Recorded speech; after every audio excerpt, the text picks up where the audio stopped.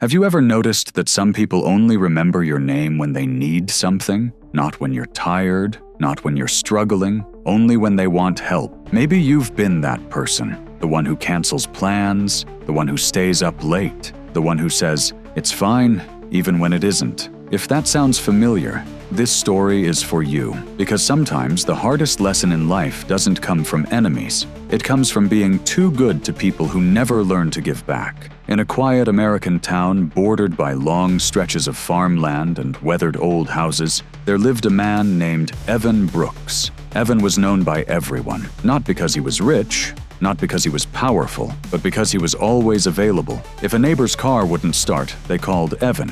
If someone needed help moving furniture, they knocked on Evan's door. If someone felt lonely and just needed to talk, they showed up on his porch. Evan never hesitated. He never checked the time. He never asked himself if he had the energy. He simply smiled and said, "Yeah, I got you." People called him dependable, kind, a good man. What they didn't see was the cost. Evan's own life slowly began to fall apart. His backyard fence leaned more every month. The porch light flickered and then died. His roof leaked during heavy rain, but he kept telling himself he'd fix it later. Later never came. Every evening, Evan returned home exhausted, hands sore, clothes stained with dirt and grease, after fixing other people's problems all day. His mother, Linda, watched him from the kitchen window more than once, concern etched into her face. One night, as Evan dropped his boots by the door, she finally spoke up. "You help everyone else like it's your job," she said gently. "But who's helping you?" Evan shrugged, forcing a tired smile. "It'll come back around, Mom. People notice kindness."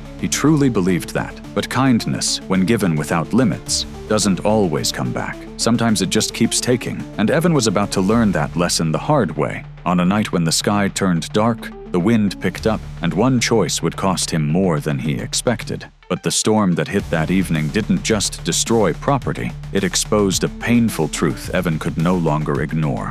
The wind started howling just before sunset.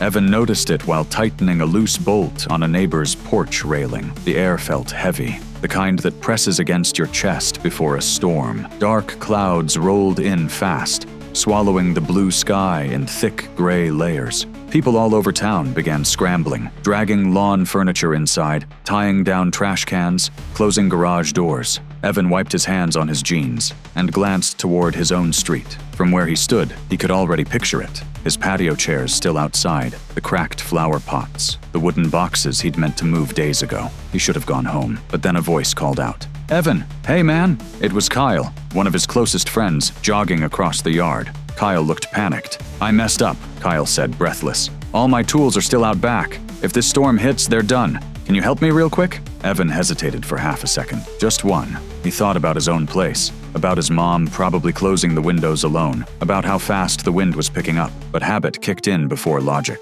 "Yeah," Evan said. "Let's do it." They rushed to Kyle's backyard, throwing tarps over equipment, hauling heavy toolboxes into the shed as the first drops of rain hit the ground. Thunder cracked overhead. The wind grew sharper, colder. By the time they finished, rain was pouring sideways. Evan sprinted home through the storm, soaked to the bone. When he reached his house, his stomach dropped. The patio chairs were overturned. Soil from broken pots covered the yard. Water pooled near the foundation. One wooden box had split open, its contents ruined beyond repair. Evan stood there, rain streaming down his face, staring at the mess, not angry, just empty. His mother opened the door and stepped beside him, holding a towel. She draped it over his shoulders without a word at first. Then she said quietly, "You saved everyone else's things again." That sentence hit harder than the storm. Evan sat on the steps long after the rain slowed, something tight forming in his chest. For the first time, a question surfaced that scared him. What if all this helping was costing him his own life? The next morning, Evan would seek answers from the one person in town who never asked him for anything. The next morning came quietly, as if the storm had never happened. Sunlight spilled across the wet fields, and the town slowly returned to its routine. Evan didn't. He sat at the kitchen table, staring at his coffee, untouched and cold. His body was sore, but that wasn't what weighed on him. It was the feeling that something inside him had cracked open the night before and couldn't be closed again. Without saying much to his mother, Evan grabbed his jacket and walked toward the edge of town. That's where Mr. Raymond Cole lived. Mr. Cole was a retired high school teacher who had chosen a simple life after decades in the classroom. His small wooden cottage sat near a slow-moving river, surrounded by tall grass and old oak trees. People respected him, but few visited unless they truly needed advice. Unlike everyone else, Mr. Cole never asked Evan for help. Evan found him sitting on a bench by the water, feeding crumbs to the birds. They sat in silence for a moment before Evan finally spoke. "I don't get it," Evan said, his voice low. "I help everyone. I show up. I give my time. But I feel drained. Not tired from work, tired from people." Mr. Cole nodded, eyes still on the river. "Tell me this," he said. "When does the river become dangerous?" Evan frowned. "When it overflows." "Exactly," Mr. Cole replied. "A river that forgets its banks doesn't become more generous. It becomes destructive." Evan looked up. "Kindness without boundaries isn't kindness," Mr. Cole continued. "It's self-erasure. You've been giving so much that there's nothing left protecting you." Evan swallowed. "So what? I just stop helping people?" "No," Mr. Cole said calmly. "You stop helping automatically. For 7 days, don't say yes right away. Ask yourself one question. Will this cost me peace I can't afford to lose? If the answer is yes, say no." The word felt heavy in Evan's chest. "People won't like it," Evan said. "They might not," Mr. Cole replied. "But that's how you'll learn who respects you and who only uses you." Evan left the river that day with a strange mix of fear and hope, unaware that his very first no would come sooner than he expected. Just hours later, Evan would face the moment that would test whether he was ready to choose himself for the first time ever. Evan didn't have to wait long. That same afternoon, as he worked in his yard inspecting the damage left by the storm, he heard hurried footsteps behind him. "Evan." Perfect timing. He turned to see Kyle again, waving from the sidewalk.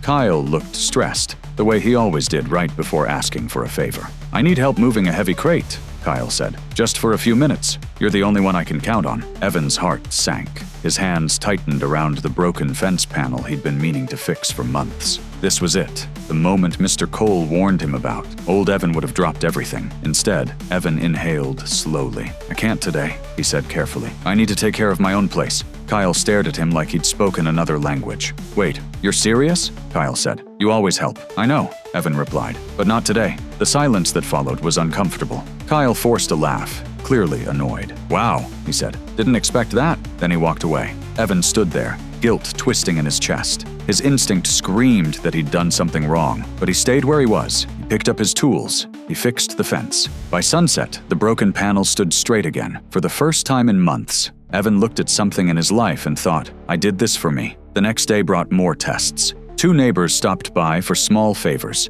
carrying groceries, fixing a loose chair. Evan politely declined both times, explaining he had his own work to do. That night, something unexpected happened. He wasn't exhausted. His body felt lighter. His mind was quiet. For the first time in years, he slept through the night. But peace has a way of revealing truth. And on the 4th day, another storm would show Evan exactly how alone he had been. When the rain returned, Evan waited for help that never came, and what he did next changed him forever. The 4th day arrived with dark clouds and steady rain. Evan noticed the leak almost immediately. Water dripped from the ceiling near the hallway, landing softly on the floor. He placed a bucket underneath and stood there for a moment, listening to the rain pound the roof. Instinct told him to wait. For years, when something went wrong, someone always showed up. A neighbor, a friend, a familiar knock on the door. So Evan waited. Minutes passed. Then an hour. No knock, no calls, no one came. Instead of anger, Evan felt something quieter settle inside him. Clarity. He grabbed a ladder, climbed onto the roof, and worked in the rain until his hands ached. It wasn't easy. It took time, but when he finished and climbed back inside, soaked and tired, he felt something he hadn't felt in a long time. Respect for himself. Weeks passed. Evan stopped running at every call of his name. He woke early to tend his garden. He repaired his home piece by piece. When people asked for help, he answered honestly instead of automatically. Something strange happened. People stopped demanding his time. Kyle found ways to solve his own problems.